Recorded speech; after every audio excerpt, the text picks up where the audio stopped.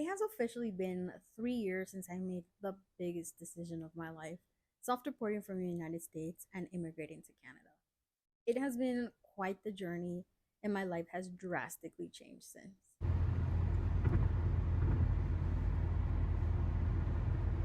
Oh my god, this is no re-entry to US. Oh my god. There's no turning back here.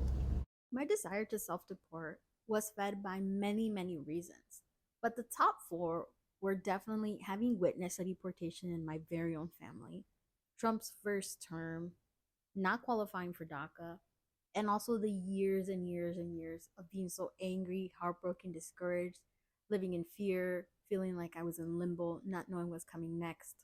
Before applying for my study permit, I had never heard of another undocumented person self deporting and going to another country. I had heard so many stories of people self deporting and moving back to their home country, but never someone that dared to go somewhere else. So to me, immigrating to another country was a bit of a fantasy, a bit of an illusion, a bit of a fairy tale, if I'm being honest. So when my study permit was approved, I was ecstatic. I was excited. I was hopeful. I was optimistic. For the first time, for the very first time in my life, I felt happy. I had something to look forward to. I finally could see a light at the end of the tunnel. I finally felt like I had control over my future. The biggest benefit that I've received since living in Canada is having a status, that protection, that freedom, that safety. There is nothing in comparison. Just knowing that you're safe. In the 3 years that I've been in Canada, I was an international student on a study permit. I was a temporary resident on a work permit. And now I'm a permanent resident, a Canadian permanent resident. 3 years. I was in the US for 19 years. And in the 19 years, there was nothing. There was no pathway for me. I would have never imagined in a million years that one day I would be a Canadian permanent resident, that I would be a permanent resident anywhere, that I would be living anywhere that I was in the US or my home country, Mexico. Let's put permanent residency on a side for right now and think about when I first arrived to Canada. So, when I first arrived in Canada as a student, the moment I set foot in Canada, like the moment I arrived here, I was eligible for a social insurance number. Now, a social insurance number is like the equivalent of a social security number in the United States.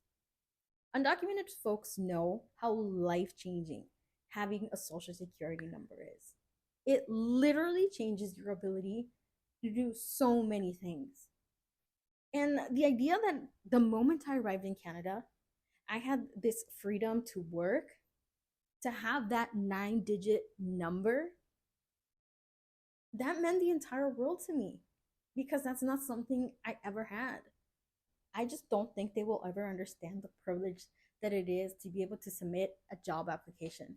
Something as silly as submitting a job application, qualified or not, the freedom to do that, to get an interview, to get hired for that job. It wasn't until I arrived in Canada that I had my very first driver's license. The ability to drive safely and freely, as silly as it sounds to have a driver's license, more than being able to drive, it's having an identification. When I was in the US, the only ID I could have was my Mexican passport. And imagine being pulled over and using that as your ID. Imagine the questions that raises. Just listen to how silly this is. I'm standing in the US, about to self deport, and obviously I can't travel because I'm undocumented.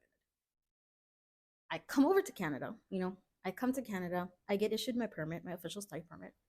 And the moment I'm in Canada, I could, if I wanted to, get on a plane and just go traveling. I had that freedom. I had the freedom to travel the moment I came to Canada. Growing up, and especially when I was an undergrad, I remember dreading when we would start the school year or come back after a break because most times we would have to go around the room and say what we did. And almost every single time, especially going to a predominantly white institution, people would talk about their travels, where they went with their family, where they're going next. And don't even get me started on spring break. As an undocumented person, I couldn't travel. I couldn't go anywhere. So when I arrived in Canada and I was able to travel for the first time, I remember getting on my very first flight and being so emotional about it. For the very first time in my life, I was able to go to new parts of the world, to travel freely. Something that I've wanted for myself, that I dreamed of, but I never thought possible. In the time that I've been in Canada, I've been to Spain, I've been to República Dominicana, I've been to England, I've been to Costa Rica, and I finally got to go back to my home country, Mexico. Because of all my travels, I've been able to taste new foods, see new places, see new wildlife, and create many, many memories of new experiences. 5 years ago, I remember feeling so heartbroken, having worked so hard to earn my Bachelor of Science degree, only to not be able to apply what I learned. I knew I was capable of so much more, of contributing in a much more meaningful way, but I couldn't.